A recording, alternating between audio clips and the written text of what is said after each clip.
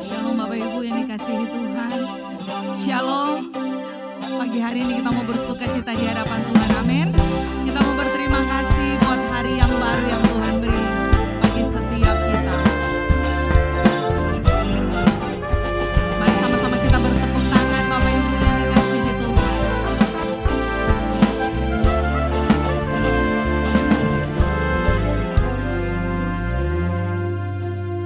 Ku kan bersuka karena kebaikan-Mu. Dalam hadirat Tuhan ku akan bersuka, ku kan bernyanyi puji kebesaran-Mu, dan hatiku bersuka karena Tuhan. Ku kan bersuka karena kebaikan-Mu. Dalam hadirat Tuhan ku akan bersuka, ku kan bernyanyi puji kebesaran-Mu, dan hatiku bersuka karena Tuhan. Rahmat-Nya baru bagiku setiap hari, anugerah-Nya limpah bagiku. Dia ganti duka dengan sukacita, dan kain kabungku digantikan tarian. Haleluya, dan hatiku bersuka. Amin. Hati kita bersuka karena kebaikan Tuhan. Amin. Mari sama-sama kita jemput kita bangkit berdiri. Amin. Mari bersuka di hadapan Tuhan buat segala kebaikan Tuhan. Suka bernyanyi puji kebesaran-Mu, dan hatiku bersuka karena Tuhan. Rahmat-Nya baru bagiku setiap hari, anugerah-Nya limpah. Dia ganti duka dengan sukacita, dan kain kabungku digantikan tarian. Haleluya, dan hatiku bersuka. Rahmat-Nya bagiku setiap hari, anugerah-Nya limpah. Dia ganti duka dengan sukacita, dan kain kabungku digantikan tarian. Haleluya, dan hatiku bersuka. Ayo sekali lagi Bapak Ibu.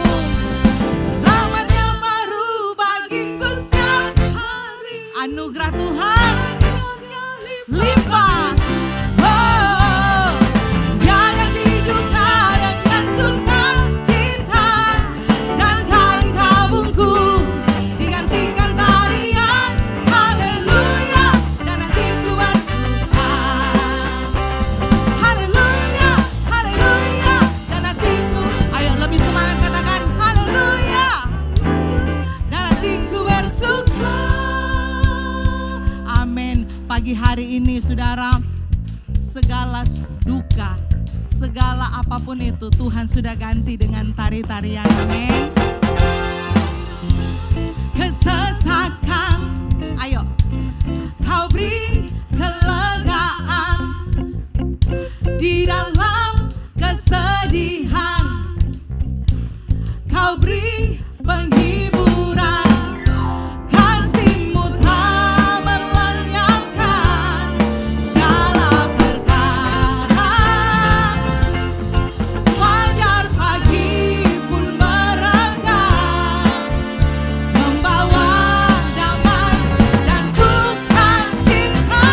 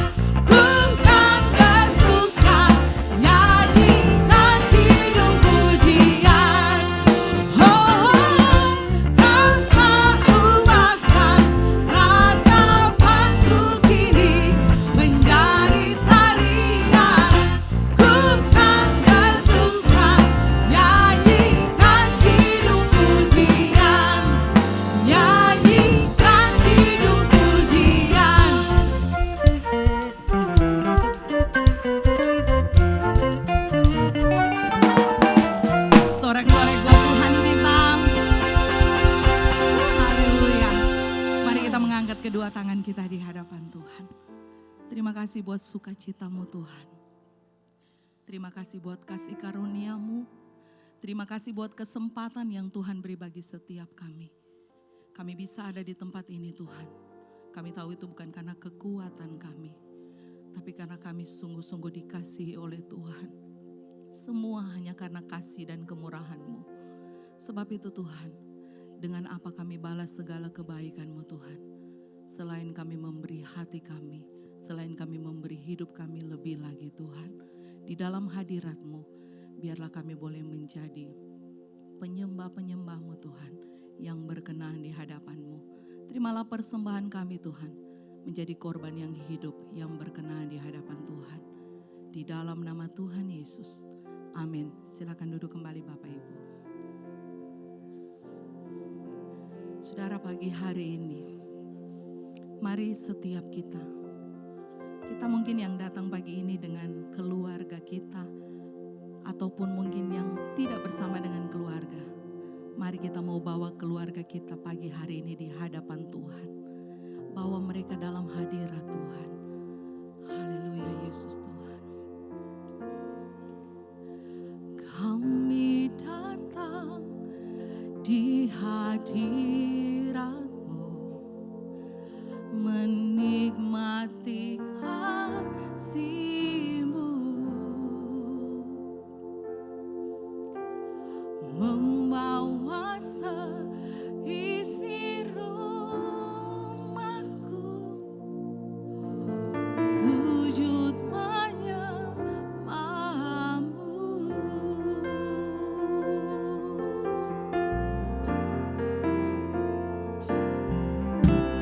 Kami datang di hadirat-Mu, menikmati kasih-Mu, membawa seisi rumahku, sujud menyembah-Mu.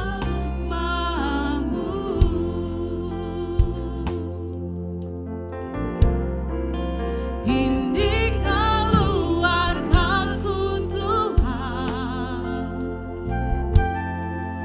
berkati dan lindungi semua, jagaiku dan seisi rumahku,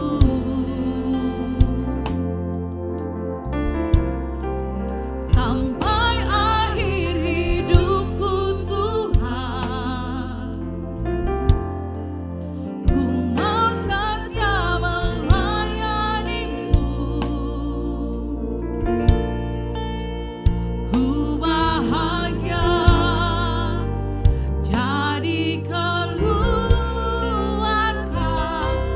Allah.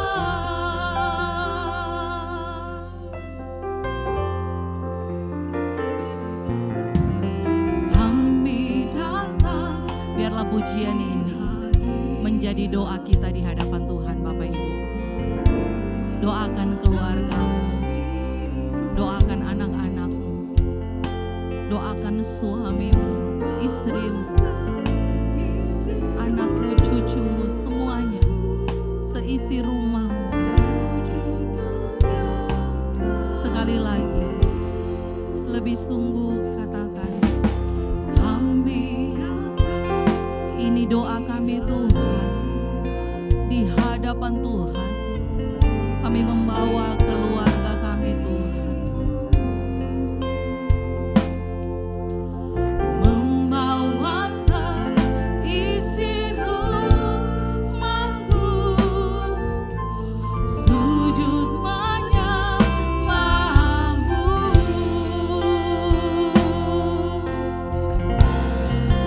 Ini keluargaku Tuhan,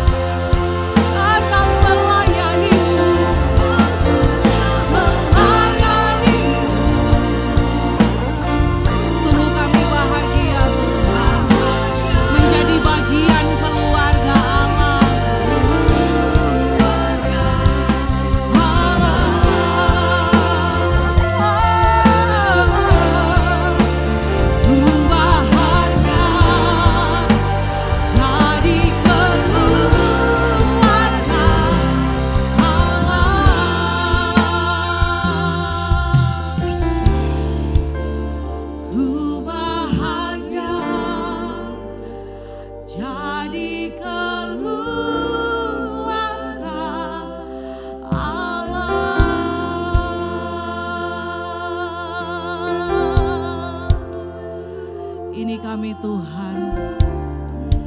Terimalah persembahan kami. Terimalah pujian sembah sujud kami di hadapan-Mu Tuhan. Terimalah ungkapan syukur kami di hadapan-Mu Tuhan. Sebab kami berterima kasih. Kami punya Allah yang baik. Kami punya Allah yang luar biasa Tuhan. Engkau tidak pernah meninggalkan kami sedetik pun Tuhan. Keluarga kami semua ada dalam tangan Tuhan. Haleluya. Terima kasih Tuhan. Terima kasih Tuhan. Kami bawa di kaki-Mu Tuhan. Semuanya Tuhan kami serahkan bagi-Mu. Haleluya. Yesus kami sembah Tuhan. Haleluya Yesus. Haleluya. Terimalah Tuhan. Ini doa kami Tuhan. Ini doa kami. Ini seruan hati kami. Hanya padamu kami berseru Tuhan. Terima kasih Tuhan. Allah yang hebat, Allah yang dahsyat. Kami punya Tuhan yang luar biasa. Sama sujud kami hanya bagi-Mu Tuhan. Terima kasih Tuhan. Haleluya. Segenap hati kami memuliakan nama-Mu Tuhan. Menyembah-Mu. Haleluya Yesus Tuhan. Terima kasih. Terima kasih Tuhan. Terima kasih Tuhan. Dalam keterbatasan kami sungguh sadar kami tidak bisa menjaga satu-satu keluarga kami. Kami tidak bisa menjaga orang tua kami. Kami tidak bisa menjaga satu-satu anak-anak kami Tuhan. Cucu-cucu kami. Tapi pagi hari ini Tuhan kami mau sepenuhnya mempercayakan semua ke dalam tangan Tuhan. Sebab kami tahu Tuhan, Kau Allah yang tidak pernah sedetik pun meninggalkan kami. Sebab itu Tuhan, kami mau nyatakan di hadapan Tuhan. Dengan segenap hati kami Tuhan. Ini keluargaku Tuhan. Mari jemaat Tuhan, biarlah ini menjadi doa kita di hadapan Tuhan. Kau mendengar doa kami Tuhan. Ini yang menjadi seruan kami di hadapan Tuhan. Jagai kami Tuhan. Amin.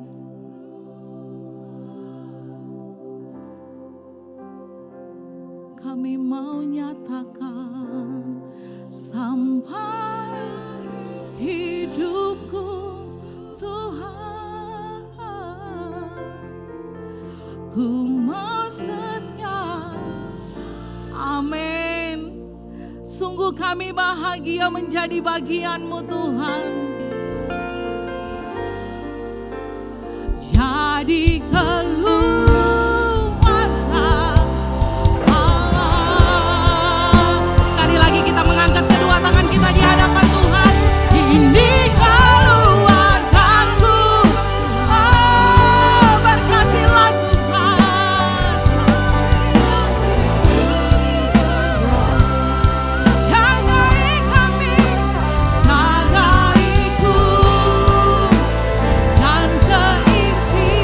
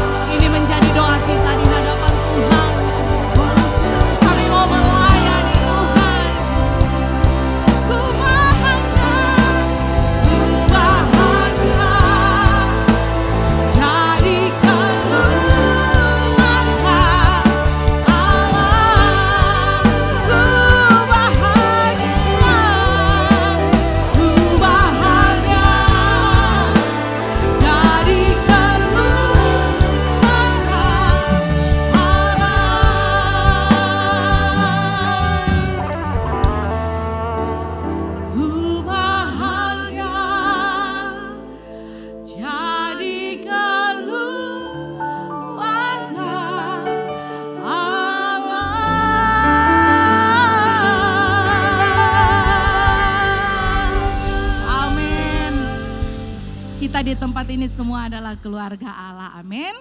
Nah, saya mau ajak jemaat, kita baca firman ini. Ayo sama-sama kita baca 1, 2, 3. Siara. Ayo jemaat yang kompak. 1, 2, 3.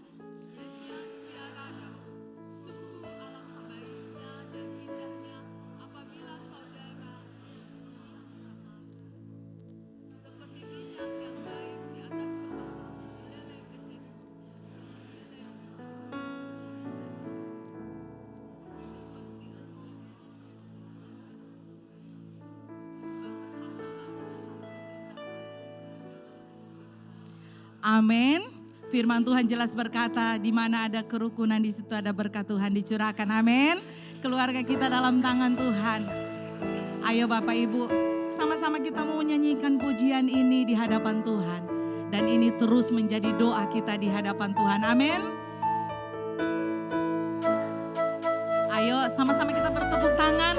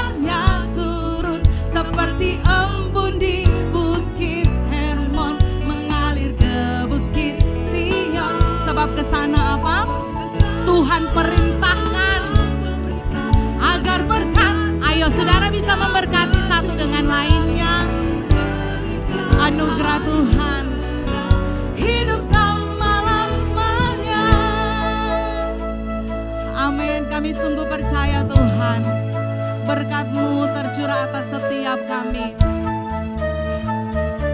Apabila kami hidup rukun bersama. Sungguh alangkah baiknya, sungguh alangkah indahnya bila saudara semua hidup rukun. Sekali lagi.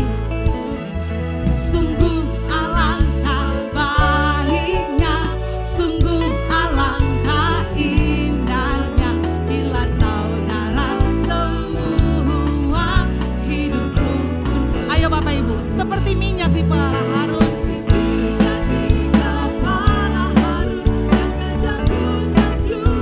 Yang turun seperti embun di bumi. Ayo mengalir.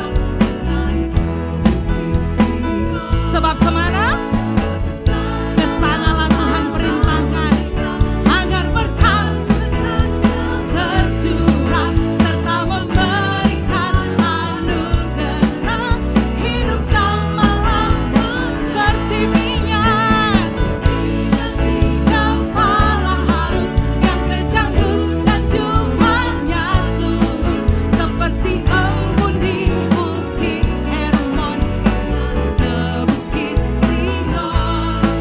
Sebab kesan, ayo saudara berkati kiri kananmu.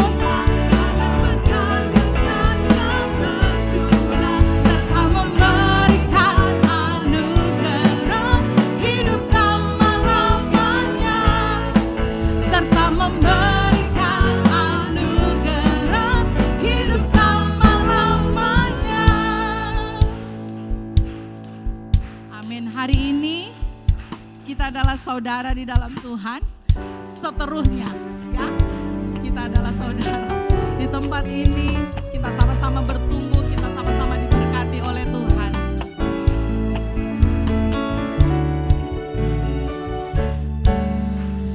Hari ini ku rasa bahagia berkumpul bersama saudara seiman. Siapa yang satukan kita saudara?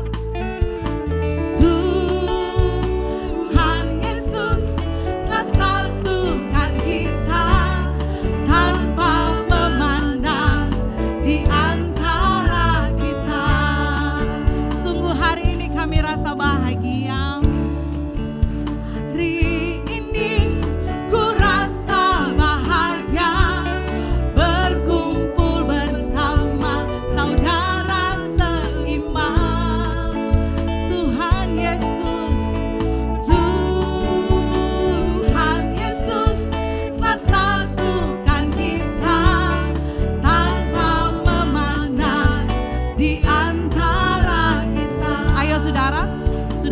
bergandeng di samping kiri kanan saudara.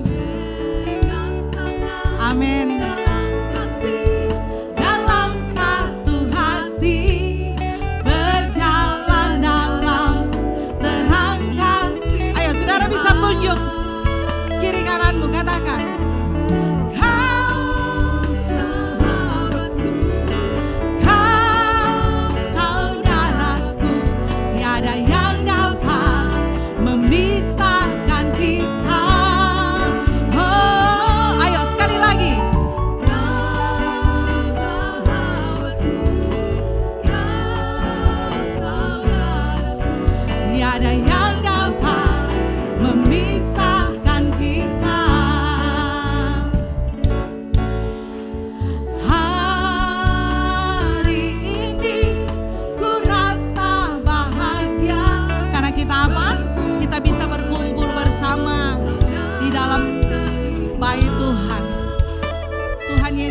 Satukan kita saudara. Tuhan Yesus telah satukan kita tanpa memandang di antara. Ayo saudara, kita bergandengan tangan. Bergandengan tangan dalam kasih, dalam satu hati berjalan dalam terang. Ayo tunjuk kiri kanan saudara. Kau sahabatku, kau saudaraku, tiada yang dapat memisahkan kita. Oh, kau sahabatku, kau saudaraku, tiada yang dapat memisahkan kita. Tiada yang dapat memisahkan kita. Tiada yang dapat memisahkan kita. Amin. Kita diikat oleh tali kasih Tuhan. Amin. Tidak ada yang dapat pisahkan kita. Puji Tuhan, silakan duduk kembali Bapak Ibu yang dikasihi Tuhan. Persiapkan persembahan saudara, kita akan memberi untuk pekerjaan Tuhan.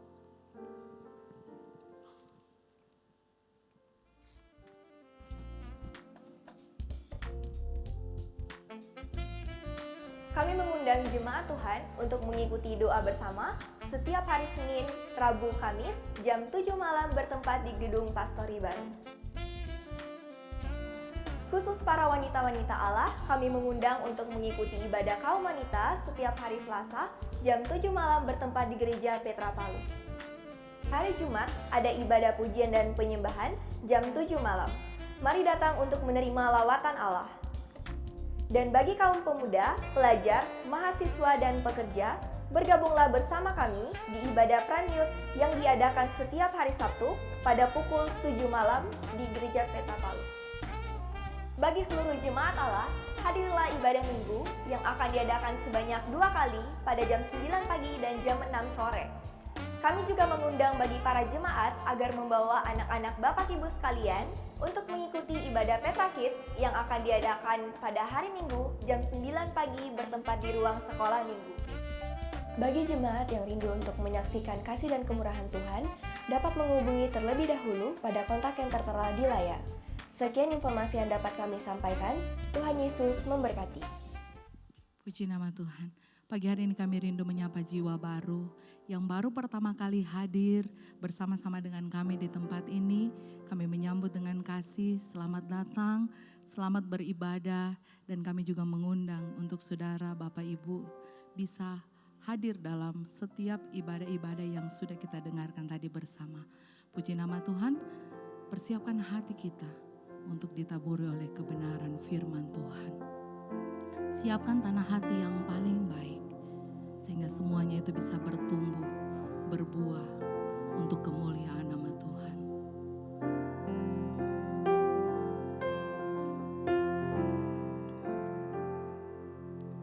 Ku tidak takut.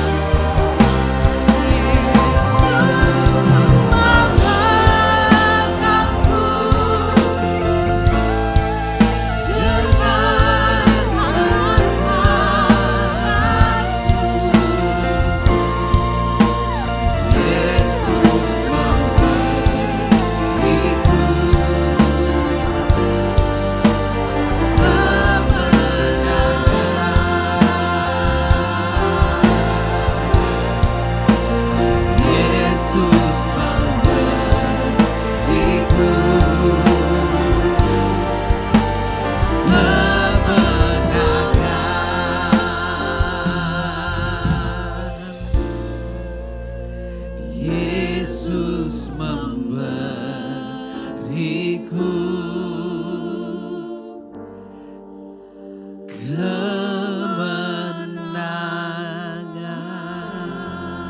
Mari beri kemuliaan bagi Allah kita, haleluya. Setiap kami yang hadir di tempat ini sungguh percaya bahwa Yesus telah memberi kemenangan yang mutlak bagi kami. Karena itu Tuhan, teruslah berkarya dalam kehidupan kami seperti doa Yesus pada Bapa di surga. Engkau tidak akan membiarkan kami, bahkan tidak akan ada satupun yang akan memisahkan kami daripada Tuhan. Buat kami yakin bahwa itu terus terjadi, bahkan benar-benar akan terrealisasi dalam kehidupan kami sampai akhir hayat kami. Dan Tuhan Yesus, setelah kami memuji, membesarkan nama Tuhan, kini saatnya kami akan mendengarkan isi hati-Mu. Apapun yang kami akan dengarkan, biar Tuhan yang sendiri yang membuat kami mengerti. Kami minta peranan Roh Kudus sebagai pendidik, sebagai guru yang mendidik, mengajar kami kepada kebenaran-Mu. Setiap kami dapat dimerdekakan. Setiap roh penolakan yang seringkali mengandalkan kekuatan manusia, kami sepakat menolak, mematahkannya dalam nama Yesus Kristus. Mari kuasai seluruh kehidupan kami Bapa. Roh Kudus urapi hati kami. Biar hati kami tertuju hanya karena firman-Mu. Mari kuasai seluruh tempat ini. Kami aktifkan setiap kebenaran firman Tuhan yang menjadi kapal perlindungan atas kehidupan kami. Bahkan Tuhan buat tapal batas di sekeliling kami. Sehingga apapun yang iblis rancangkan tidak akan berlaku kepada kami. Tidak akan ada intimidasi lagi yang akan mengintimidasi kami. Karena Roh Kudus begitu besar bekerja dalam kehidupan kami. Terima kasih Bapa. Saatnya kami dengarkan firman-Mu. Roh Kudus bersama dengan hamba-Mu sampaikan firman-Mu. Yang siap sama-sama katakan haleluya. Amin. Ya, shalom saudara. Ya, sesuatu yang harus kita syukuri setiap saat adalah karena kita masih punya kesempatan untuk bersekutu di hadapan Tuhan. Amin. Ya, saya seringkali menekankan ini kepada jemaat Tuhan dimanapun saya melayani Tuhan. Belajar mensyukuri setiap persekutuan yang masih Tuhan berikan kepada kita. Karena secara jujur, secara fakta bahwa di tempat lain saudara kasih Tuhan ada banyak orang-orang percaya yang merindukan persekutuan seperti kita hari ini. Tapi sangat tidak memungkinkan karena situasi dan keadaan yang mereka hadapi. Baik, saudara kasih Tuhan.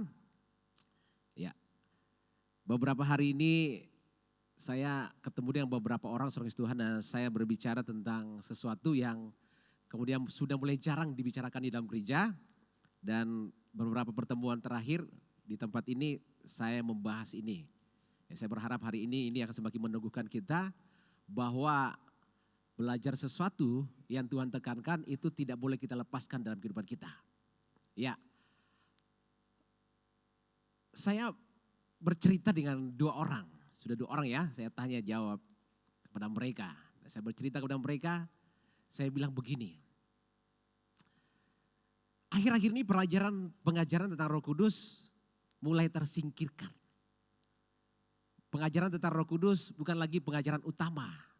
Ya saudara kasih Tuhan, pengajaran tentang Roh Kudus akhir-akhir ini menjadi pengajaran yang sepertinya bukan sesuatu yang terlalu penting untuk dibahas. Tapi saudara kasih Tuhan, saya mau katakan pengajaran tentang Roh Kudus atau pengertian tentang Roh Kudus itu adalah sesuatu yang mutlak harus dimiliki oleh setiap orang percaya. Setuju katakan amin? Ya, saya bercerita seperti ini saudara Tuhan. Orang percaya sudah tidak mengerti lagi bahwa yang membesarkan gereja Tuhan itu bukan karena rasulnya ada. Yang membesarkan gereja Tuhan itu bukan karena firman-Nya ada. Ya, yang membesarkan gereja Tuhan itu bukan karena pergerakan kekristenan yang ada. Tapi saya lagi di sini Tuhan. Kalau Roh Kudus tidak pernah ada, maka gereja Tuhan tidak akan pernah jadi besar. Yang setuju katakan amin. Roh Kudus yang berkembang setiap hari dan akan terus yang tak terbatas itu saudara Tuhan. Pekerjaan Tuhan yang tak terbatas itu terus dinyatakan. Itu karena Roh Kudus ada. Tapi di balik karya-karya Roh Kudus itu, sepertinya Roh Kudus itu ditenggelamkan dengan ditampilkan topik-topik yang lain. Antara lain mujizat, antara lain berkat Tuhan, antara lain kesembuhan. Itu yang terlalu banyak dibahas. Saya mau katakan seperti ini. Bahkan di dalam setiap kesembuhan, Bahkan di setiap mujizat, bahkan di setiap berkat yang kita terima, Roh Kudus itu berperan penting ya. Setuju katakan amin. Amin. Tapi saudara kasih Tuhan, yang paling jarang mau dipelajari orang percaya, bahkan saya ini saudara ya, 21 tahun saya jadi hamba Tuhan, mungkin nomor keberapa saudara, belajar tentang Roh Kudus itu bukan satu yang utama dalam kehidupan saya. Apalagi kalau bicara tentang kesusahan, mulai berbicara tentang tekanan hidup sebagai seorang hamba Tuhan, ya persoalan-persoalan berat sama Tuhan, yang selalu saya pikirkan itu bagaimana mujizat harus terjadi. Bagaimana harus ada pertolongan Tuhan dalam kehidupan saya, bagaimana harus ada lawatan. Saya lupa, gereja Tuhan lupa seorang kasih Tuhan. Bahwa pergerakan gereja Tuhan mula-mula itu diawali dengan hadirnya sebuah peranan Roh Kudus. Bahkan para rasul seorang kasih Tuhan tidak akan pernah bekerja secara maksimal kalau Roh Kudus tidak diberikan kepada mereka. Ternyata pengajaran Yesus mengenai firman Tuhan, mengenai Injil yang mereka terima itu tidak cukup. Harus ada Roh Kudus. Harus ada peranan Roh Kudus. Bahkan sebelum Roh Kudus diberikan kepada setiap orang percaya, gereja mula-mula kepada para rasul atau murid-murid Kristus yang saat itu seorang Tuhan, semua melempem. Firman Tuhan hanya sekedar pengetahuan. Para murid menerima pengetahuan firman Tuhan. Bahkan yang menjadikan para murid menjadi luar biasa ketika Roh Kudus diberikan kepada mereka. Ini fakta, ini realita. Bahwa yang membesarkan gereja Tuhan, sekali lagi itu bukan karena ada rasul. Itu bukan karena ada orang-orang radikal. Tapi saya mau dia mengatakan juga radikalisme orang percaya itu muncul karena peranan Roh Kudus dalam kehidupan orang percaya. Nah hari-hari ini saudara Tuhan, saya sebagai hamba Tuhan terus diajar sama Tuhan, terus dididik, mengingat, mempelajari bagaimana membuat orang percaya itu radikal di dalam Tuhan. Bagaimana orang percaya itu benar-benar kokoh dalam imannya, tidak cukup mengerti firman Tuhan, tetapi ada perlu yang namanya pematerian Roh Kudus. Amin saudara? Ya, hari ini kita berbicara tentang seorang tokoh yang namanya Rasul Paulus. Kalau kita berbicara tentang Rasul Paulus, ya kita tentu ingat perjalanan hidupnya yang spektakuler. Saya bilang spektakuler karena ya kalau hari ini kita dengar banyak kisah tiba-tiba ada orang yang hidupnya dulu hancur-hancuran. Ya mungkin radikalnya kayak Rasul Paulus ngejar-ngejar orang percaya. Kita langsung yes, terima kasih Tuhan ada tobat baru. Ya, bahkan kalau dulu kita masukkan di mesoski post-posting nih ada orang baru nih, ada orang percaya baru. Ya kan?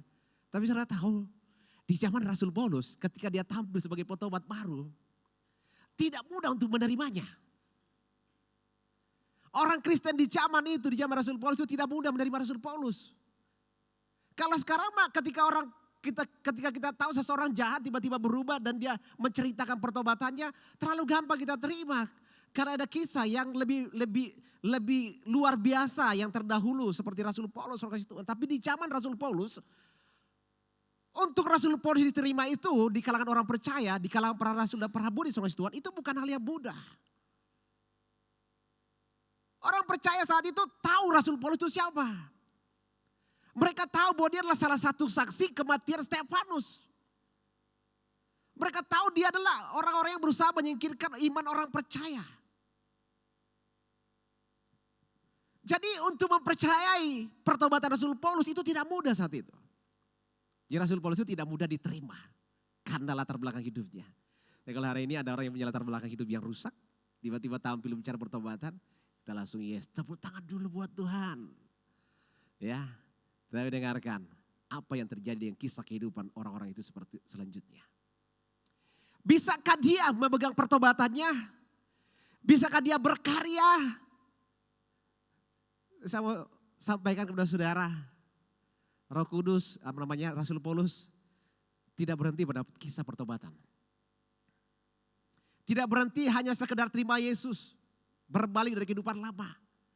Tapi Rasul Paulus orang Tuhan ada kelanjutan dari kehidupannya. Dan kehidupan selanjutnya adalah kehidupan yang dipimpin oleh Roh Kudus. Yang sepakat katakan amin. Iya. Ada satu ayat yang saya mau bagikan kepada saudara sebelum ayat yang lain kita baca. Dalam setiap pengajaran Rasul Paulus, di setiap gereja atau jemaat yang dia layani, yang paling utama yang sering ditekankan adalah bagaimana orang bisa menerima Yesus itu Tuhan. Bagaimana orang-orang percaya yang dia layani itu bisa mengerti sepenuhnya bahwa Yesus itu benar-benar Tuhan. Tetapi selain daripada yang utama mengajarkan ketuhanan Yesus, yang kedua yang pokok yang selalu diajarkan Rasul Paulus adalah sudah punya Roh Kudus tidak setiap orang percaya yang dia layani. Kalau saya tanya kepada saudara, sudah punya Roh Kudus belum? Akhir-akhir ini pun jadi bahan perdebatan saudara kita, tetangga kita seorang Tuhan. Ya, seringkali nanya, ini orang percaya suka ngomong Roh Kudus. Ya, tahu nggak mereka punya Roh Kudus atau tidak? Apa tandanya mereka terima Roh Kudus tidak? Kalaupun saya tanya kepada saudara, sudah punya Roh Kudus belum? Dan saya tanya apa tandanya sudah terima Roh Kudus? Saudara pasti bingung jawab. Karena tidak semuanya orang sampai di level itu. Kenapa? Karena jarang dibicarakan. Kita jujur ya, ini fakta, amin. Akhir-akhir ini Roh Kudus bukan sesuatu yang ekstrim yang harus diajarkan kepada jemaat. Yang paling level tertinggi itu adalah perlindungan, berkat, pertolongan, mujizat dan sebagainya. Saya bilang semuanya itu perlu, tapi saya mau bilang Roh Kudus kalau tidak ada semuanya juga tidak akan jadi. Belajar dulu apa yang berperan di balik semua kejadian yang terjadi sama kita. Belajar dulu apa yang berperan di balik semua yang kita alami sebagai berkat dan pertolongan Tuhan. Itu semua karena Roh Kudus. Bahkan kemampuan orang-orang percaya mula-mula, gereja mula-mula, para rasul dan para murid mampu menerima fakta bahwa kekristenan itu bukan bicara tentang kesenangan tetapi penderitaan. Itu karena Roh Kudus ada dalam kehidupan mereka. Amin saudara. Ini penting untuk kita maknai. Ya, Tuhan Yesus ngajarin, semakin hari semakin saya mengerti bagaimana caranya harus mengandalkan Roh Kudus dalam kehidupan kita. Ya, para murid murni, gereja mula-mula murni, tidak tergantung kepada apa yang mereka miliki. Gereja Tuhan menjadi besar itu murni karena mereka melibatkan secara total Roh Kudus dalam kehidupan mereka. Kalau saudara berbicara, mempelajari kisah gereja mula-mula, bahkan berkat, bahkan kekayaan, bahkan harta yang mereka punya, itu dipertaruhkan. Untuk memperoleh persekutuan di dalam Roh Kudus, orang kasih Tuhan. Mereka bisa bertekun dalam pengajaran para rasul, itu kan Roh Kudus berkarya. Dan akhirnya semua yang harus dipertaruhkan, sampai nyawa hidup mereka pun harus dipertaruhkan. Ada bahasa Rasul Paulus, ya, dan saya yakin ini karena Roh Kudus maksimal menguasai kehidupannya. Dia berkata apa? Bagiku hidup adalah keuntungan. Tahu itu bukan bahasa yang sederhana. Itu bahasa seorang yang radikal. Dan itu lahir dari sebuah peranan Roh Kudus. Saudara jangan bermain. Saudara pernah bertanya tidak?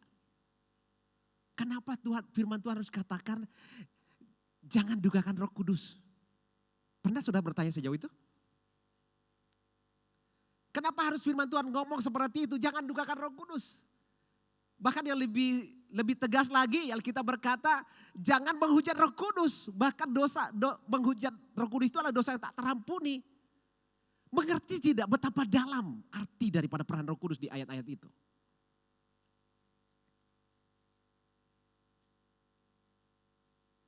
Nah, saya sebagai hamba Tuhan terus diajarin Tuhan seperti ini. Ya. Ya, coba kita baca ayatnya. Kisah Rasul 19. Ya, seperti yang saya katakan tadi bahwa dalam penekanan setiap pengajaran Rasul Paulus yang utama itu adalah memperkenalkan Yesus adalah Tuhan, dan yang kedua adalah menekankan tentang keberadaan Roh Kudus yang harus dialami orang percaya. Kisah 19 ayat 2.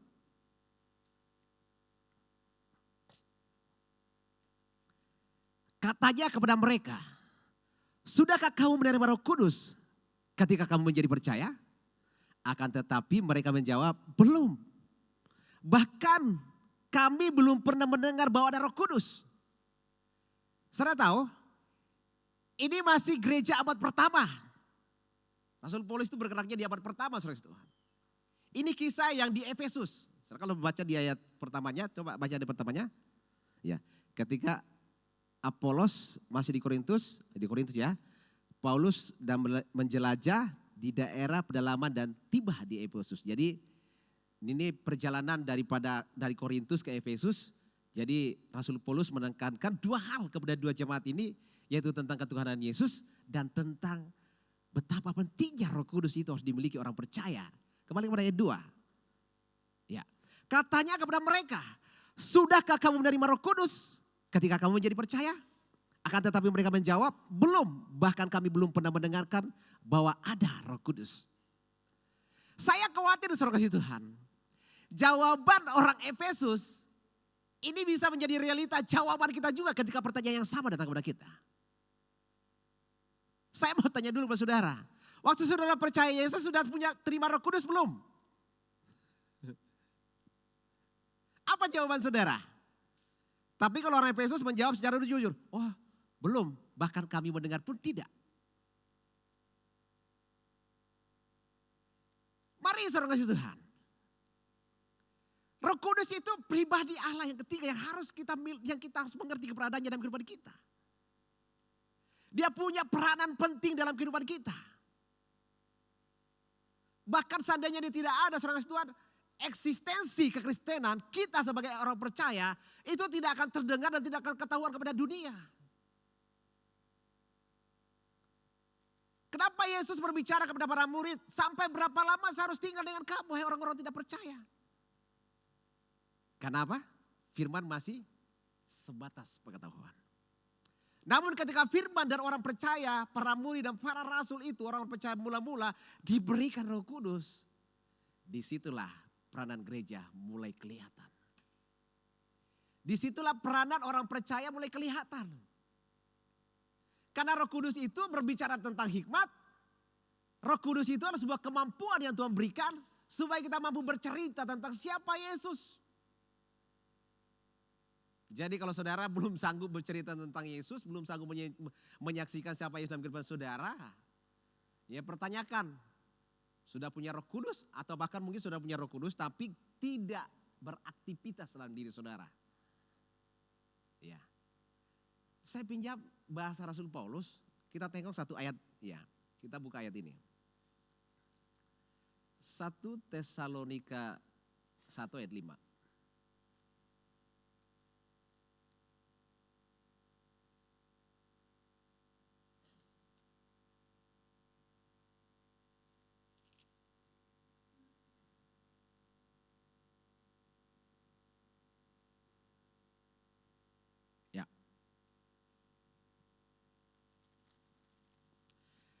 Sebab Injil yang kami beritakan bukan disampaikan kepada kamu dengan kata-kata saja.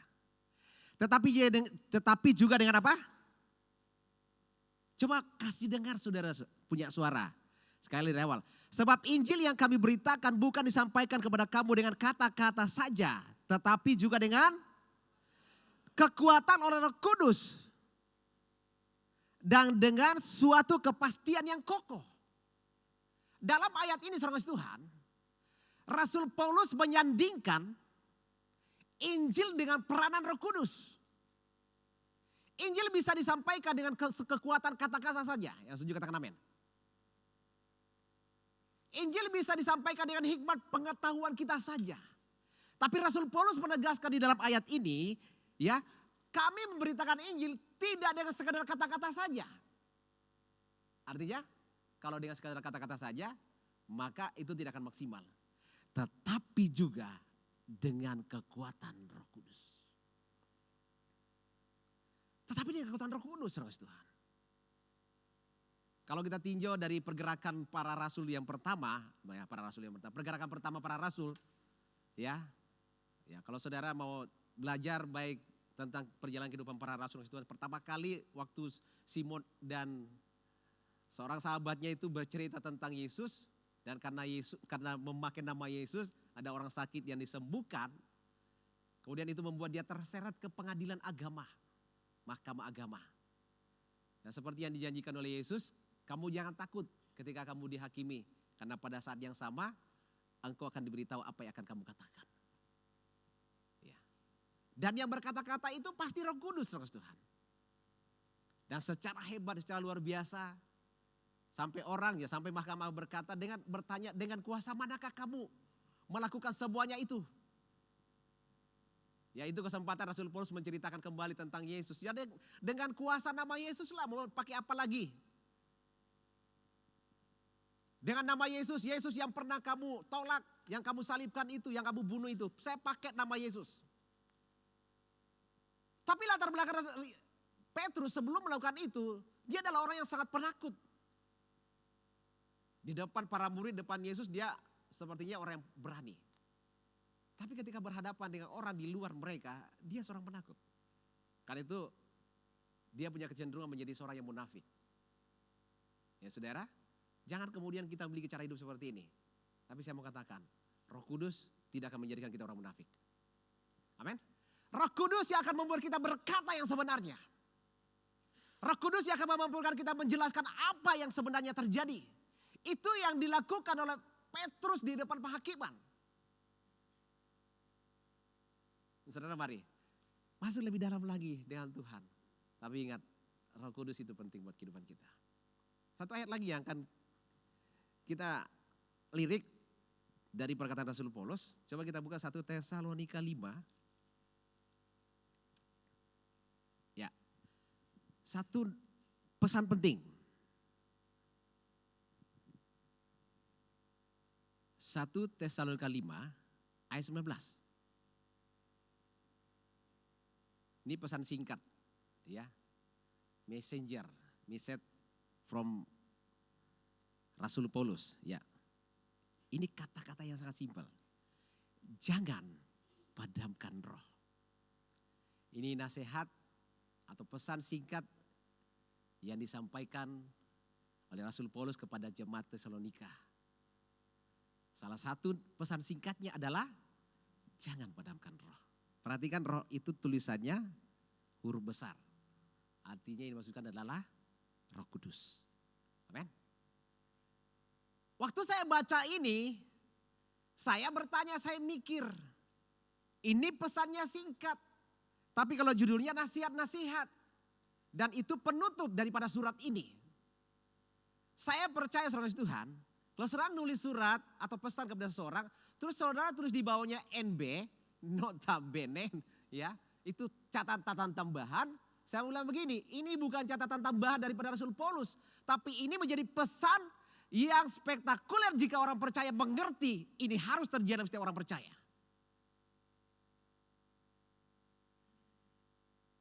Tapi berapa respon kita hari ini akan kehadiran Roh Kudus? Berapa banyak kita maknai bahwa Roh Kudus itu sangat punya peranan penting yang spektakuler dalam kehidupan kita. Sekali lagi, kita tidak akan pernah jadi luar biasa. Dan kita tidak akan pernah menjadi orang percaya yang radikal dalam Tuhan kalau Roh Kudus tidak bekerja dalam kehidupan kita. Pesan ini disampaikan kepada jemaat Tesalonika. Jangan padamkan roh. Artinya apa? Kalau roh sampai padam, artinya ini ada latar belakang daripada penyampaian pesan ini. Setelah dari ayat pertama tadi 1 Tesalonika 1 ayat 5, dia Rasul Paulus menyandingkan pemberitaan Injil dengan peranan Roh Kudus di Tuhan. Maka dengan demikian, maka orang-orang Tesalonika dengan sendirinya sudah terima Roh Kudus. Sudah mengerti peranan Roh Kudus. Karena itu ketika mereka sudah mengerti peranan Roh Kudus, itu sangat penting dalam setiap kehidupan orang percaya. Nasihat atau message yang terakhir di surat itu, Rasul Paulus menyampaikan jangan padamkan roh. Sebab kalau seandainya roh itu padam di tengah radikal para orang percaya saat itu akan memadamkan kekristenan. Itu akan membuat kekristenan berjalan di tempat. Tahukah saudara kalau sampai ini terjadi di gereja ini, terjadi dalam kehidupan kita sebagai orang percaya, maka kita akan menjadi gereja yang jalan di tempat. Kita akan menjadi umat yang jalan di tempat yang tidak mengerti apa yang harus kita kerjakan. Amin saudara. Ini pesan singkat Rasul Paulus kepada jemaat Tesalonika dalam suratnya. Jangan padamkan roh. Itu seperti sebuah pesan, tapi menjadi satu perintah. Kata jangan itulah sebuah ketegasan akan sesuatu yang diperintahkan. Ya, kalau belum mengerti juga buka kamus bahasa Indonesia. Apa maksudnya kata jangan itu? Artinya ya, kalau sampai kamu melanggar sesuatu yang diperintahkan kepadamu, ya, dan kamu tidak mau mengerjakannya, maka hidupmu dalam keadaan bermasalah. Mari belajar mengerti saudara kasih Tuhan. Selain kita mengerti Tuhan sebagai juru selamat, Yesus sebagai Tuhan dan juru selamat kita, ada yang lebih berperan juga selain itu. Roh Kudus itu sangat penting. Nah, bagi yang pertama yang saya menjelaskan kepada saudara, kenapa pesan ini harus diberikan kepada jemaat Tesalonika, yang saya dapat ini ya. Karena saya buat pertanyaan di setiap yang mengganjal di pikiran dan hati saya tuh buat pertanyaan. Kenapa pesan singkat ini harus diberikan kepada jemaat Tesalonika? Saudara tahu, ingatkan tentang kisah Yesus dibaptis. Yang kemudian setelah itu Roh Kudus turun. Dengarkan, ini yang pertama yang saya bagikan. Dengan hadirnya Roh Kudus dalam kehidupan Yesus, itu yang menghadirkan keterhubungan Yesus dengan Bapa yang tanpa batas. Serangkap? Dengan hadirnya Roh Kudus, maka keterhubungan antara Bapa dan Anak, Yesus dan Bapa, itu menjadi keterhubungan yang tanpa batas. Tentu mengingatkan satu ayat. Kenapa Yesus menjawab ibunya ketika ibunya berkata seperti seakan-akan ibunya itu mengajak Yesus melakukan sesuatu, melakukan mujizat di perkawinan di Kana. Yesus bilang apa? Ibu, belum waktuku. Lalu setelah waktunya sudah tiba, Roh Kudus sudah dihadirkan sebagai penghubung supaya tidak terjadi keterbatasan antara Bapa dengan Yesus yang ada di bumi. Ya, secara realita kalau bicara ketuhanan tidak akan ada batasnya. Tapi karena manusia, Yesus menjadi manusia, maka ada sesuatu yang memisahkan manusia dengan Tuhan. Maka supaya tidak terjadi keterbatasan hubungan, maka Roh Kudus perlu dihadirkan untuk menghancurkan keterbatasan itu. Ini yang harus terjadi dalam kehidupan orang percaya. Bahwa dengan hadirnya Roh Kudus, kita terima Roh Kudus dalam kehidupan kita, maka hadir sebuah hubungan antara kita dengan Bapa yang tidak terbatas lagi. Amin, saudara? Apa saudara mengerti ini? Sekali lagi, dengan hadirnya Roh Kudus dalam kehidupan orang percaya, itu menghadirkan realita hubungan antara kita dengan Bapa dengan surga menjadi tidak terbatas lagi. Itulah sebabnya Yesus berkata, aku akan menyertai engkau sampai kesudahan zaman. Karena hubungan itu sudah tidak terbatas. Dan yang mengerti hadirnya Roh Kudus hanya orang percaya. Jadi itu yang pertama. Roh Kudus diberikan kepada kita. Supaya hubungan yang terbangun dengan antara kita dengan Bapa di sorga menjadi tidak terbatas lagi. Selain karena penghalangnya sudah dihancurkan oleh pengorbanan Yesus di kayu salib. Karena Yesus naik ke surga, Roh Kudus diberikan sebagai sebuah pertanggungjawaban untuk melanjutkan hubungan pekerjaan di tengah para murid, di tengah dunia, maka Roh Kudus diberikan. Ini harus kita mengerti saudara Tuhan. Sebab kalau tidak, kita akan menganggap hubungan kita dengan Tuhan itu hubungan yang tercipta secara kebetulan atau biasa-biasa saja. Tapi saya mau bilang Roh Kudus itu sangat berperan membangun realita hubungan yang tak terbatas dengan Tuhan. Ya, itu yang pertama. Yang kedua, dengan hadirnya Roh Kudus, maka setiap orang percaya pada akhirnya mengerti apa yang Tuhan inginkan dari tengah orang percaya. Saya akan membuka satu fakta, sebuah kisah kecil yang mungkin akan membuka cara berpikir kita supaya kita senantiasa mengaktifkan peranan Roh Kudus dalam kehidupan kita. Mari kita buka ayat ini.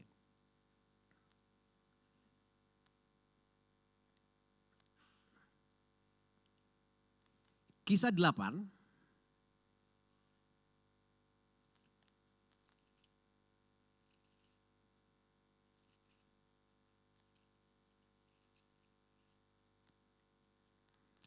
ayat 29 dan ayat 39. Kita baca ayat 29 dulu.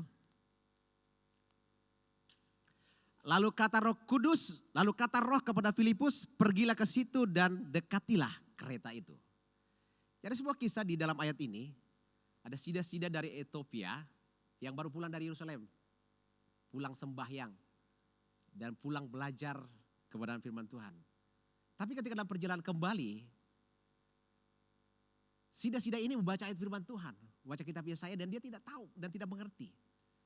Dalam ketidakmengertiannya itu, tiba-tiba Roh Kudus bicara kepada Filipus. Pergilah ke tempat itu dan menyapa orang itu. Kita baca ayat 39. Dan setelah mereka keluar dari air, Roh Tuhan tiba-tiba melarikan Filipus dan sida-sida itu tidak melihatnya lagi. Ia meneruskan perjalanannya dengan sukacita. Kita bahas kisah. Siapa tadi? Filipus. Filipus seorang kasih Tuhan.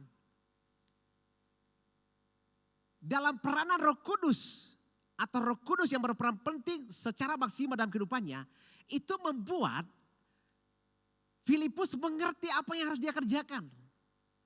Bagaimana Filipus bisa tahu bahwa dalam sebuah perjalanan ada sida-sida dari Ethiopia pulang dari Yerusalem.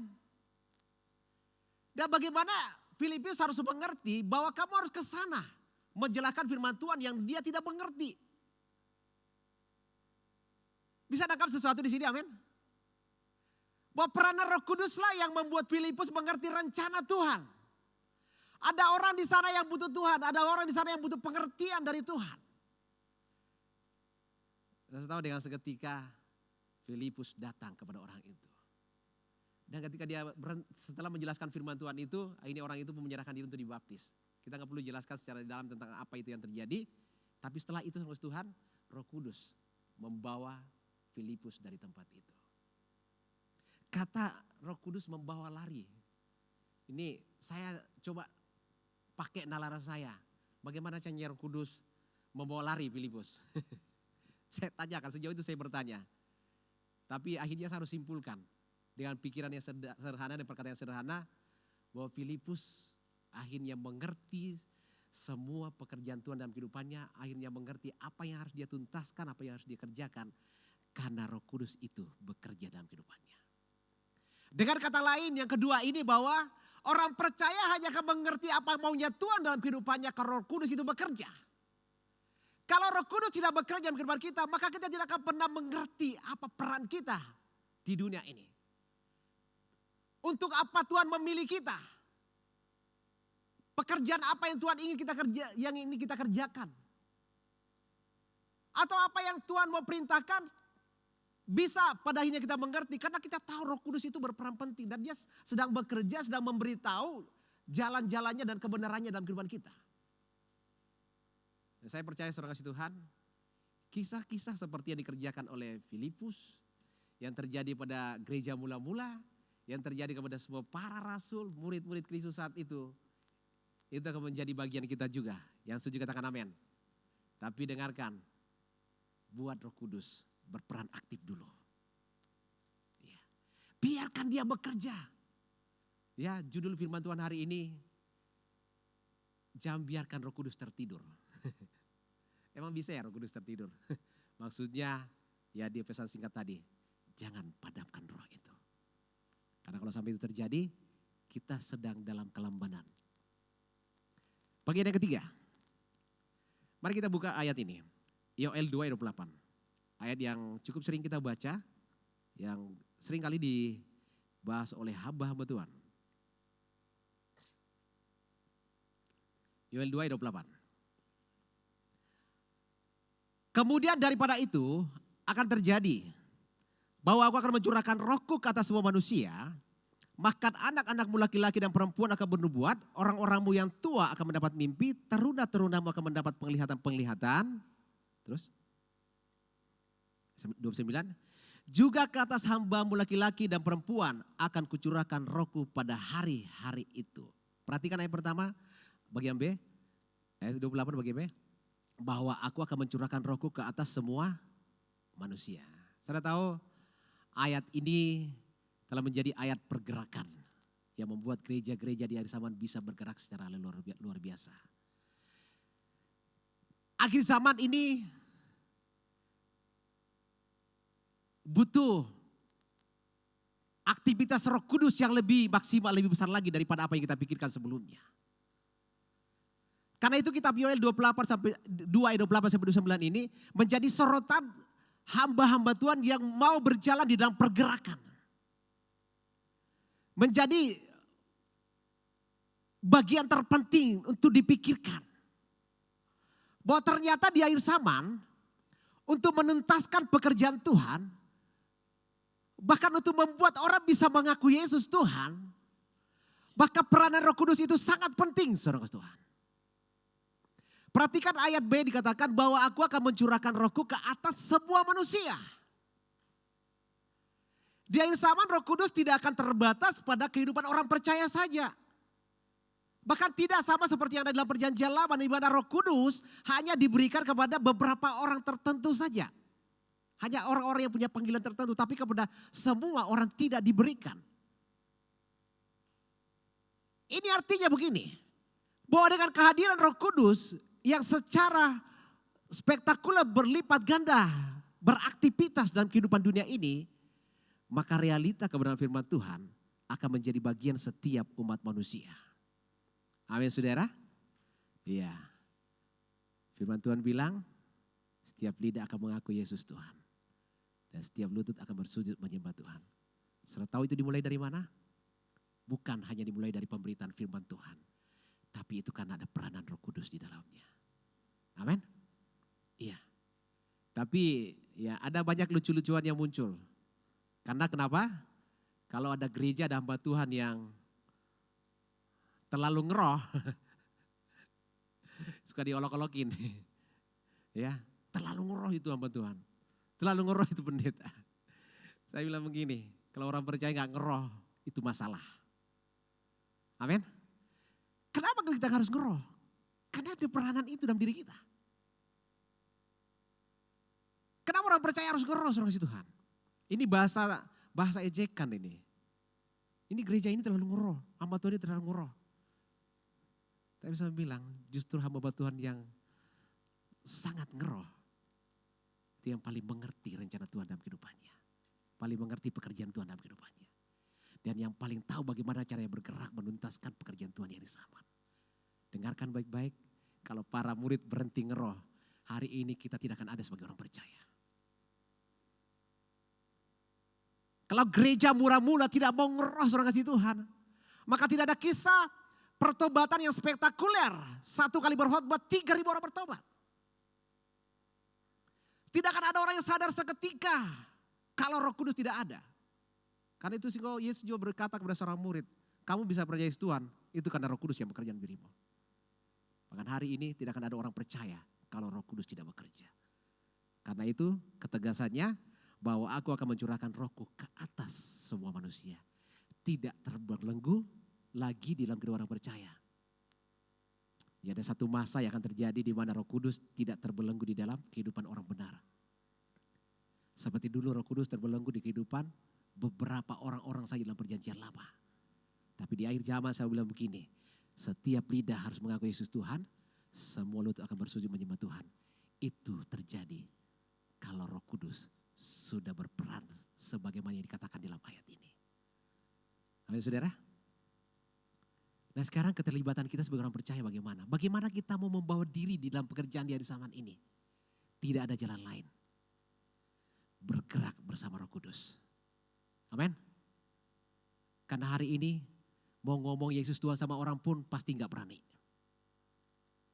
Mau jelaskan Yesus Tuhan pasti gak tahu caranya. Tapi saya bilang kalau berjalan dengan Roh Kudus, maka kesaksian itu akan seperti air yang mengalir dari dalam diri kita. Amin. Kita akan bercerita dengan mudahnya kepada orang-orang dan tanpa takut sedikit pun. Dan ini akan menjadi kisah spektakuler di akhir zaman. Ada banyak orang-orang percaya yang tiba-tiba bisa seperti Petrus. Ada banyak orang-orang percaya yang bisa seperti para murid yang radikal. Ada banyak orang percaya yang berdiri seperti Rasul Paulus yang bisa menembus tempat-tempat yang tidak mungkin ditembus. Yaitu menjangkau pemerintahan kekaisaran yang menyembah berhala. Akan banyak orang-orang seperti Rasul Paulus. Dan kita akan mengatakan itu lumrah. Tapi sekali lagi, jangan mengatakan sesuatu yang lumrah terhadap apa yang dikerjakan oleh Roh Kudus. Buat saya itu kebodohan besar. Amin. Karena bersyukurlah kalau sampai Roh Kudus tidak dicurahkan seperti yang diceritakan dalam ayat ini, maka Kristenan kita bisa jalan di tempat. Siapa yang diberkati firman Tuhan hari ini? Bisa lambaikan tangannya? Iya. Mari masuk lagi lebih dalam. Aktifkan peranan Roh Kudus supaya kita menjadi orang yang radikal, orang yang maksimal dalam Tuhan. Mari kita bangkit berdiri.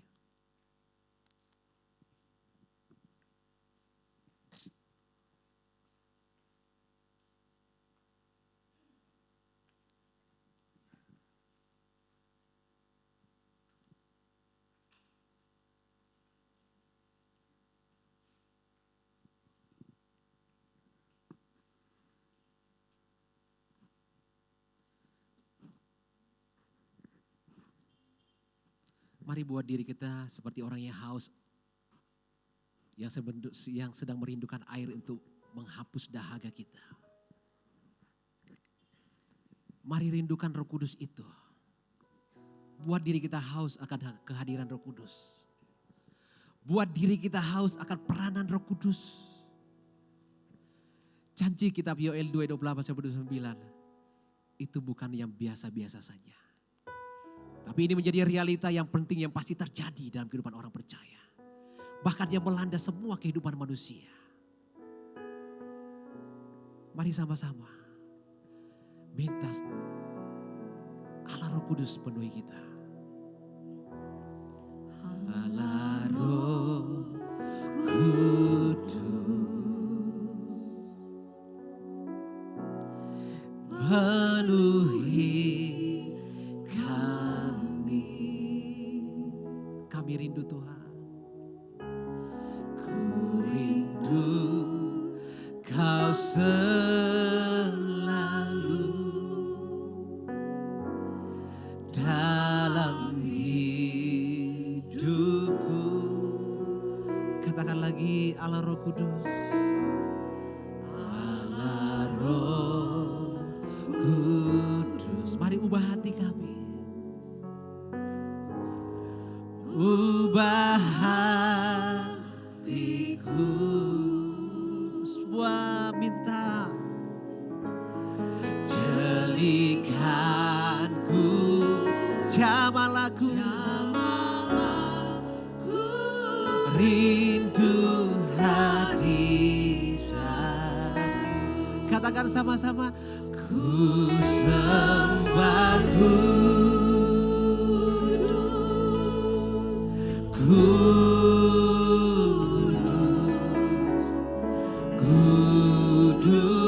kuduslah Tuhan, dan ku sanjung Kau mulia, mulia bagimu Tuhan. Katakan, ku sembah, oh kudus, kuduslah Tuhan, dan ku sanjung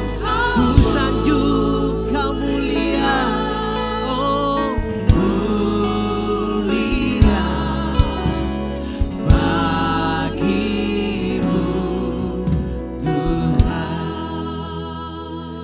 Mari jemaat saja dengan segala kerinduan saudara nyanyikan pujian, katakan Allah Roh Kudus.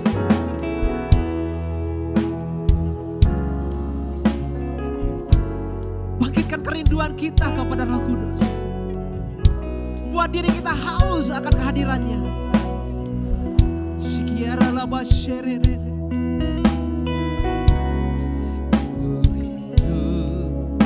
Kau dalam hidup kami Tuhan.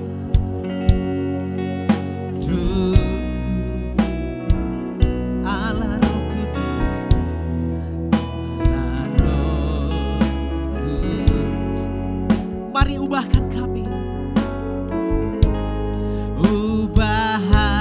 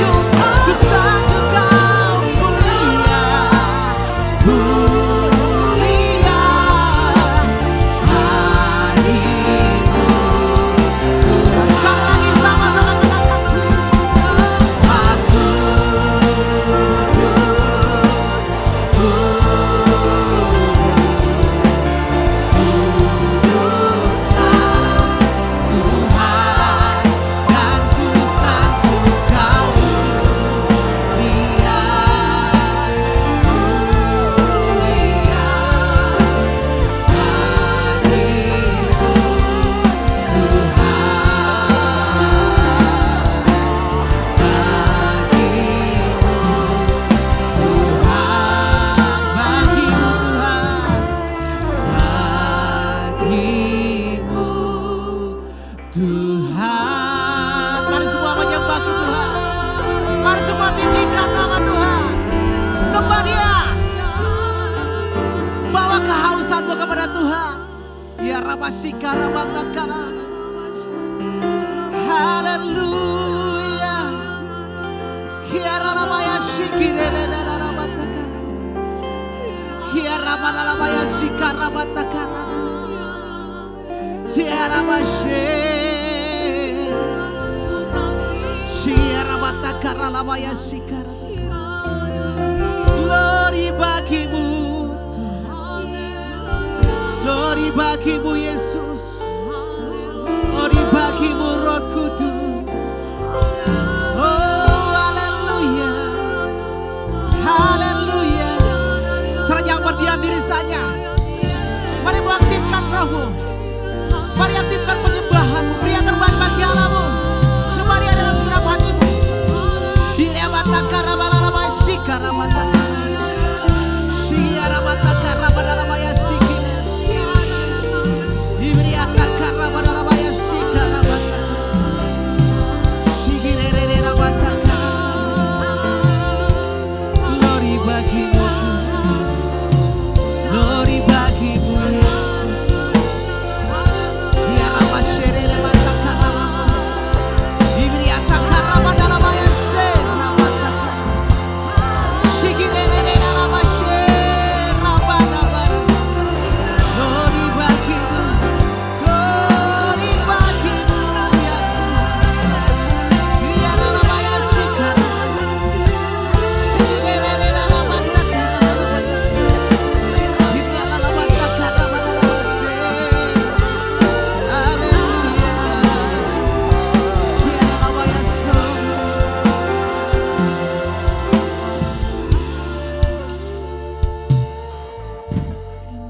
Tidak akan ada kehidupan yang radikal di hadapan Tuhan jika Roh Kudus itu tidak dibiarkan bekerja dalam kehidupan kita.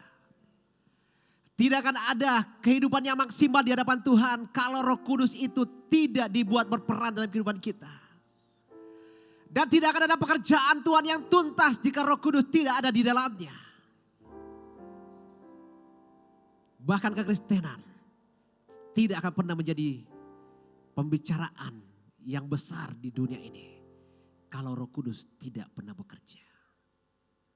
Kalau hari ini kita ada, kita bisa percaya Yesus itu karena Roh Kudus berkarya.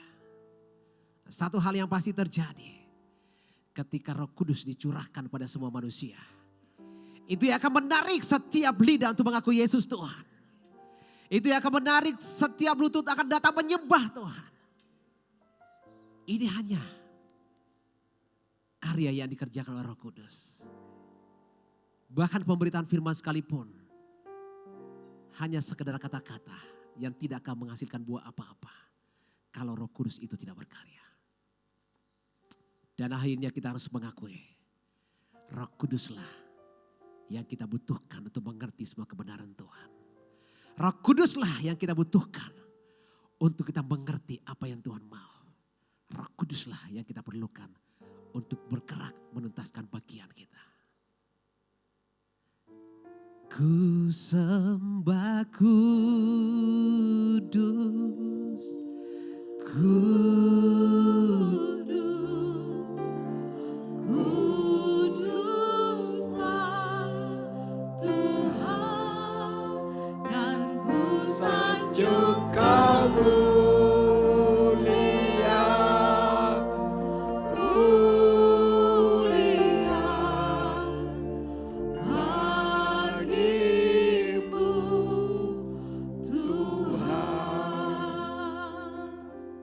Kami percaya firman-Mu ya dan amin. Kami percaya Roh Kudus-Mu sudah di dalam hidup kami. Kami percaya Tuhan bahwa Roh Kudus-Mu akhir zaman ini bekerja dengan spektakuler. Ampuni kami Tuhan, kadang-kadang kami suka mendukakan Engkau Roh Kudus. Ampuni kami, kadang-kadang kami juga suka memadamkan suara Roh Kudus-Mu. Tuhan, Beri kami kepekaan untuk mendengarkan suara-Mu. Agar kami lebih radikal lagi di akhir zaman ini. Untuk memuji memuliakan nama-Mu Tuhan. Jauhkan dari kami mementingkan diri kami sendiri, kesenangan kami sendiri. Kami tidak mengutamakan kerajaan-Mu. Kami mau bertobat, kami mau berbalik, dan kami mau sungguh-sungguh radikal di dalam Engkau. Terima kasih Tuhan atas anugerah-Mu. Berkati seluruh sidang jemaat-Mu. Berkati keluarga nikah kami, anak-anak kami, sekolahnya, pelajarannya. Jauhkan dari pergaulan yang bebas, yang jahat. Beri pemuda remaja kami takut akan Kau, sehingga mereka menjauhi kejahatan. Kau berkati juga pekerja usaha sidang jemaat-Mu. Apapun yang mereka kerjakan, usahakan Kau buat berhasil. Dan Kau mengangkat mereka menjadi kepala bukan ekor. Sebentar lagi, sidang jemaat akan kembali ke rumah masing-masing. Kiranya pulalah saudaraku, dengan selamat berkat cinta kasih persekutuan daripada Allah Bapa, Putra dan Roh Kudus. Di dalam nama Tuhan Yesus Kristus. Mulai hari ini sampai Maranatha Tuhan Yesus datang kali kedua. Di dalam nama Tuhan Yesus kami sudah berdoa. Yang percaya katakan amin. Selamat siang.